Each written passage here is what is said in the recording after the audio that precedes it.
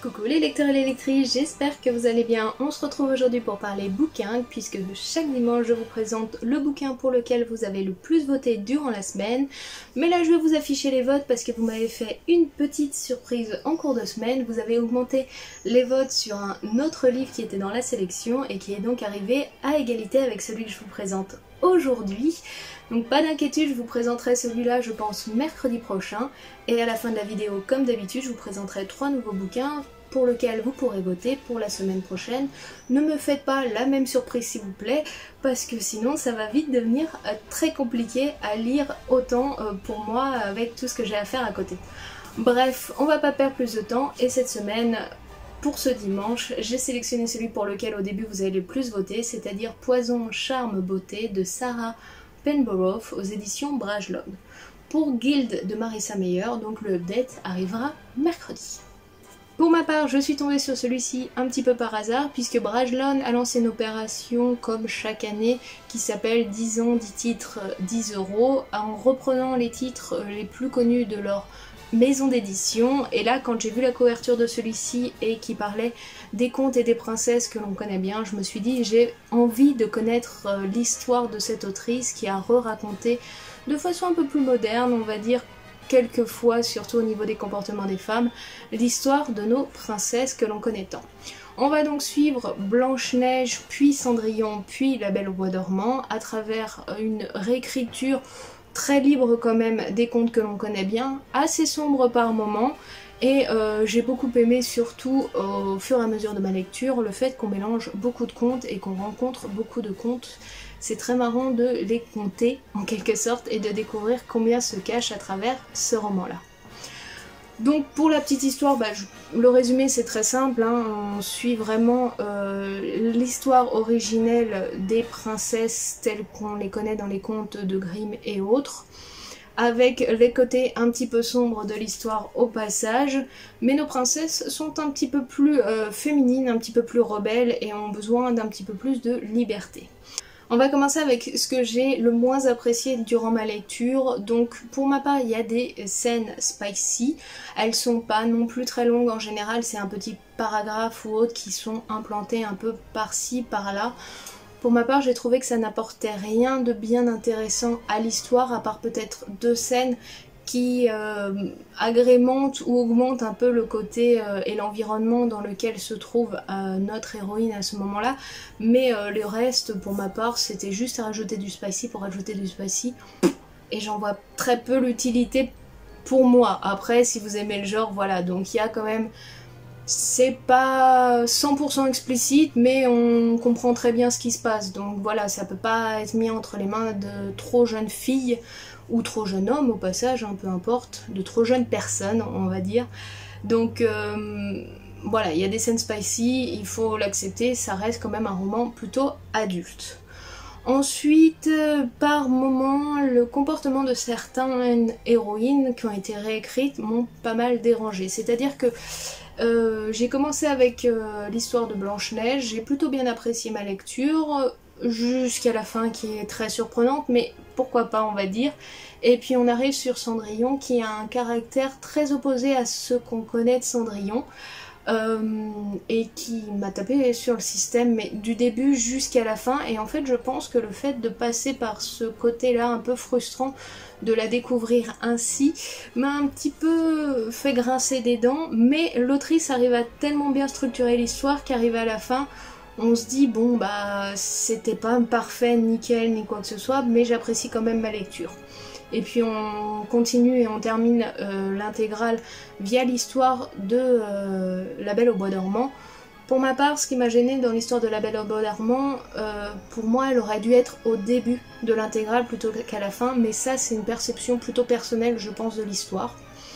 Mais après, dans l'ensemble, le roman, j'ai passé un bon moment, mais il y a des trucs frustrants qui m'ont réellement plutôt gênée dans l'histoire. Si je devais mettre une note sur cette intégrale, je serais plutôt dans la moyenne que dans la haute lecture, parce que peut-être j'ai besoin d'un peu plus de magie et un petit peu moins de réalisme qui sont ancrés à l'intérieur on va dire.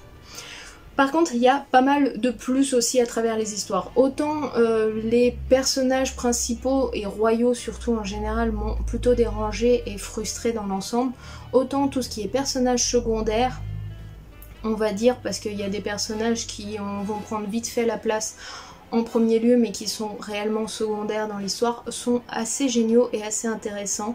On les développe d'une telle manière de montrer que par moment la vision qu'on a des choses ou des gens ne dépendent que du point de vue qu'on prend et qu'en fait si on dézoome un petit peu et qu'on prend la version dans son intégralité, on découvre que certains personnages qui sont dépeints comme mauvais sont plutôt bons et ceux qui sont dépeints comme bons sont plutôt mauvais, et ça c'est quelque chose que j'apprécie puisque en fait réellement dans la vie, c'est un petit peu pareil, on peut pas se faire une idée d'une personne en n'ayant qu'un seul point de vue, il nous faut un point de vue dans une intégrale et il faut en soi aller soi-même découvrir la personne, parce que si vous vous faites une idée de quelqu'un ou quelque chose sans le découvrir par vous-même, votre interprétation des choses est forcément biaisée par l'interprétation que la personne en face vous en a faite. C'est pour ça que je vous invite toujours lorsque je vous présente des bouquins et qu'ils ont l'air de vous intéresser à quand même les lire, puisqu'en fait moi je peux haïr un livre ou l'adorer et vous il peut justement vous refroidir complètement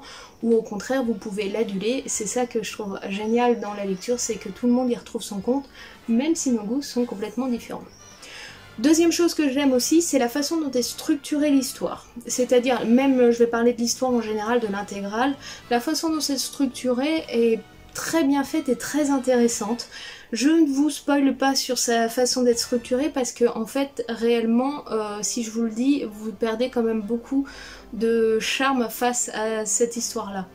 Après comme je vous ai dit là pour le moment les livres sont rangés dans poison, charme et beauté. Moi je les aurais rangés naturellement dans beauté, poison, charme.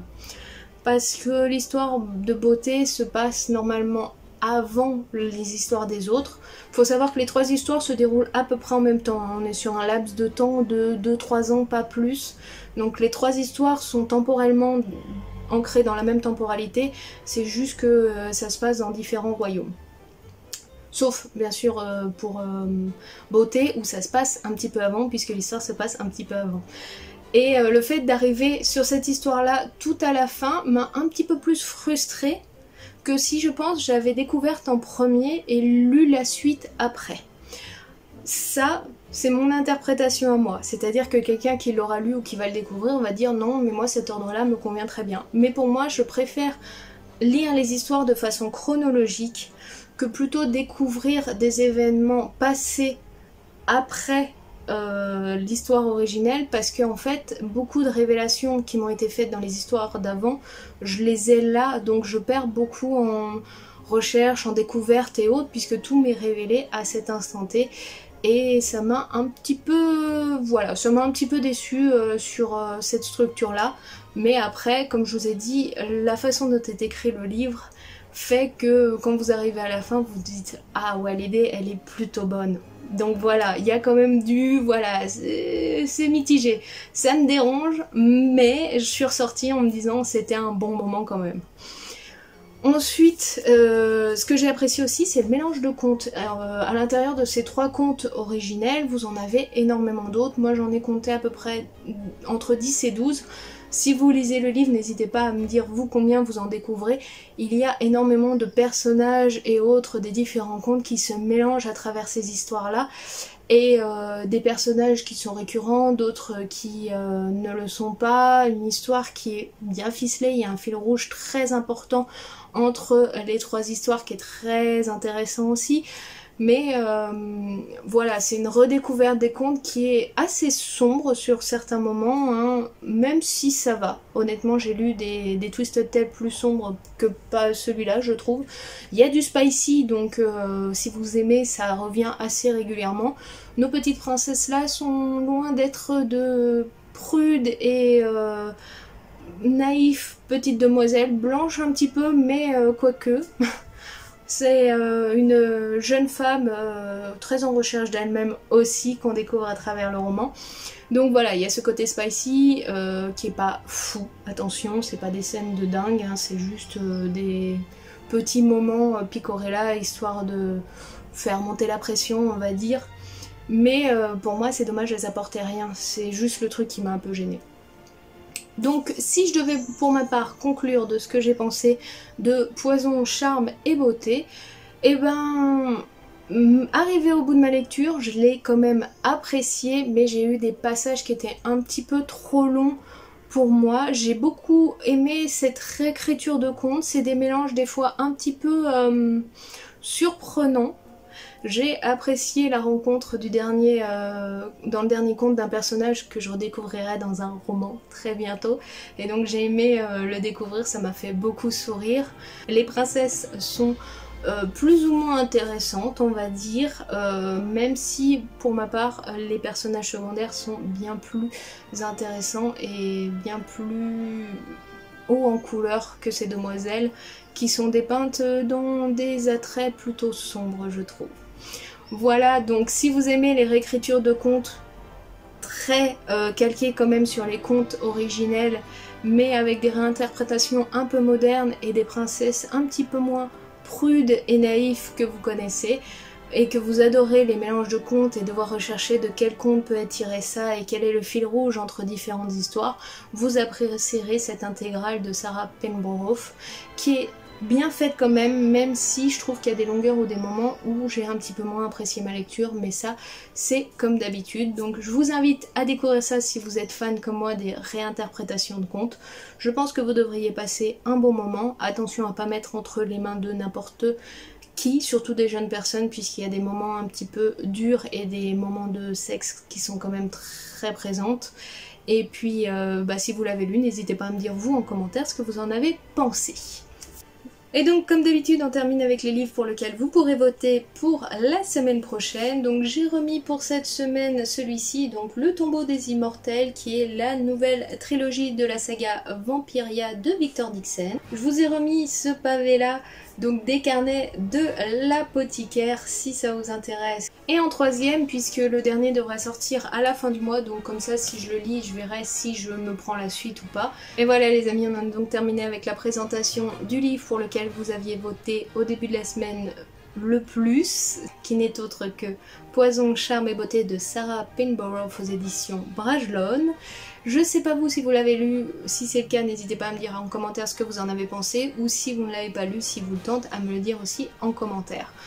On se retrouve aussi dans l'onglet communauté pour voter pour le prochain livre que je vous présenterai dimanche prochain.